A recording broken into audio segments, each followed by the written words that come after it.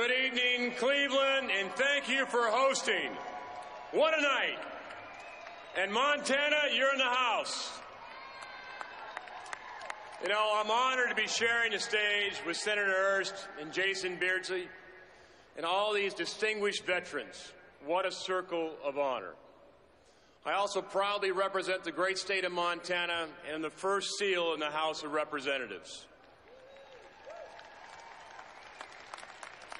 And before I was elected to Congress, I spent 23 years as a Navy SEAL. And I was a commander at SEAL Team 6.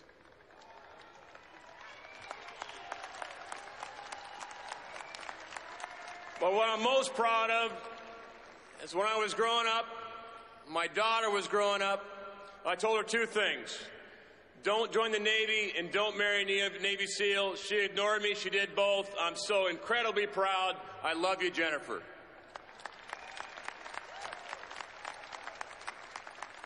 So did you ever hear of a place called Gitmo?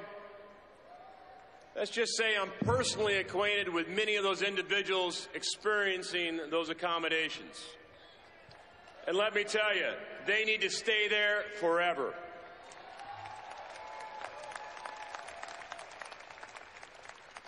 Ever hear of Chris Kyle, Rob O'Neill, Glenn Doherty, Marcus Luttrell, and Ty Woods? I've had the privilege of working with these fine teammates and Americans, and I've mentored many more whose names you'll never know. But as a SEAL, there's three factors that accomplish success. The first is teamwork. You need to know without a doubt the guy behind you literally has your back. Secondly is training. We owe it to every troop in harm's way to make sure they have the right equipment, the right training, and the rules of engagement to win decisively in the field of battle. They deserve no less. And lastly, every SEAL, soldier, airman, and Marine knows never quit. Without teamwork, training, and never quitting, successful missions like the one that killed Osama bin Laden aren't possible. And when we don't do things right in dangerous situations, bad things happen. In January, Army Green Beret Matthew McClintock lost his life in Afghanistan when his unit came under heavy Taliban fire. Commanders on the ground requested air support, but they received nothing. This tragedy represents the weakness we've come to expect from armchair quarterbacks like Barack Obama and Hillary Clinton. Senator Ernst ably described the leadership failures. Barack Obama and Hillary Clinton both are responsible for these failures.